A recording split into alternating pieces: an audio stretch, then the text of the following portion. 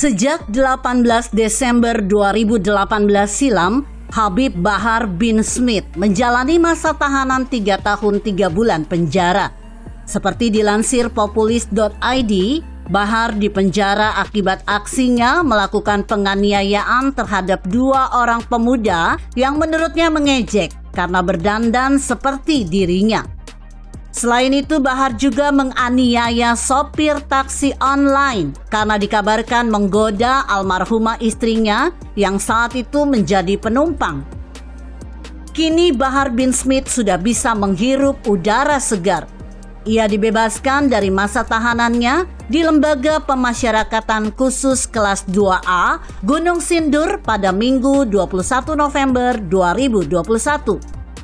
Pasca bebas dari penjara, pria yang mengaku keturunan Rasulullah ke-29 ini langsung bermanuver dengan mencanangkan sejumlah agenda yang akan dilakukannya.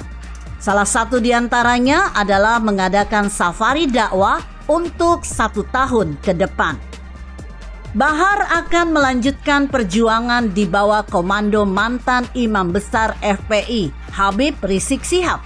Bahar sendiri kabarnya berniat akan mengunjungi Rizik Syihab di tahanan untuk melepas rasa kangennya yang sudah sekian tahun belum ketemu.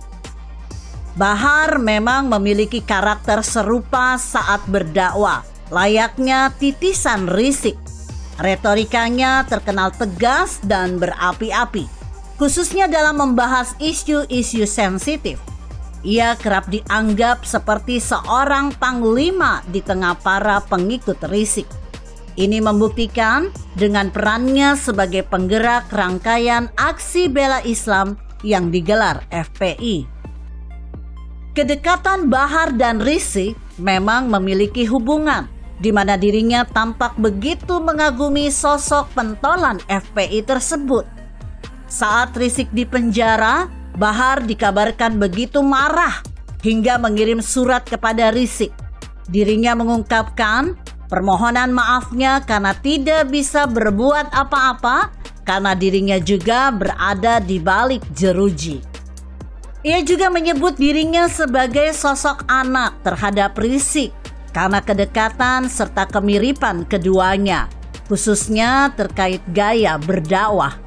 Bagi Bahar, Rizik adalah sosok teladan, pedoman, guru, serta ayah yang sangat dikaguminya dan selalu dicontohnya. Keluarga hingga nyawa diakuinya akan selalu menjadi tebusan untuk membela Rizik. Saat Rizik pergi ke Arab Saudi selama 3 tahun pun, Bahar seperti menjadi sosok yang mengisi perannya di hadapan para pengikutnya. Sosoknya seperti menjadi obat kerinduan bagi pengikut Rizik terhadap seruan-seruan imam besar mereka yang menggelegar. FPI memang terkenal sebagai ormas Islam yang keras dibandingkan dengan sejumlah ormas Islam lainnya seperti NU dan Muhammadiyah. Ormas tersebut dikenal selalu berada di garis terdepan jika sudah berhubungan dengan penegakan amar ma'ruf nahi mungkar. Salah satu contohnya adalah aksi sweeping tempat maksiat, seperti tempat-tempat hiburan dan semacamnya. Hal inilah yang membuat sosok Rizik dan Bahar sangat cocok menjadi pentolan ormas tersebut. Lantaran keduanya memiliki sifat yang tegas dan berapi-api pula. Meskipun sebenarnya sosok keduanya yang kontroversial tersebut nyatanya membuat resah bagi sebagian masyarakat. Akibatnya FPI dibubarkan dan pimpinan-pimpinannya seperti Rizik dan Bahar diringkus polisi. Setiap ceramahnya, Bahar dikenal cukup kontroversial karena kerap kali dari mulutnya keluar kalimat bernada cacian terhadap pihak-pihak tertentu yang dinilainya buruk.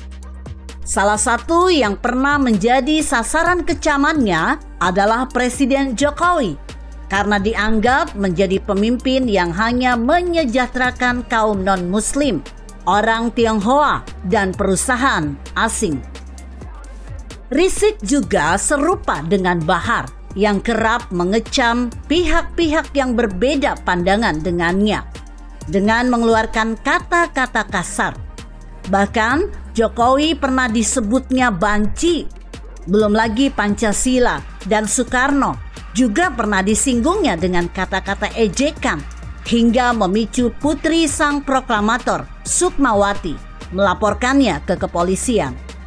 Terlebih saat perseteruan dengan ex-gubernur DKI Jakarta Basuki Cahayapurnama atau Ahok dalam kasus penistaan agama di masa kampanye Pilkada DKI 2016 lalu.